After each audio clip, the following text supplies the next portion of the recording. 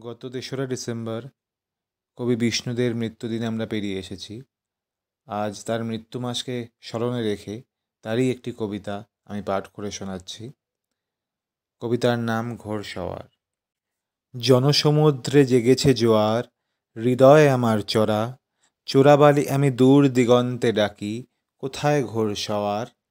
দীপ্ত বিশ্ববিজয়ী বর্ষা তোলো, কেন ভয়, কেন ভিড়ের ভরসা ভোলো?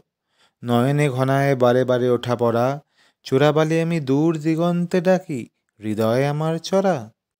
অঙ্গে রাখি না কারোই অঙ্গীকার, চাঁদের আলোয় চাচর বালির চড়া, এখানে কখনো বাসর হয় না গড়া। মৃগতৃষ্ণিকা দূর দিগন্তে ডাকি, আত্মহুতি কি চিরকাল থাকে বাকি?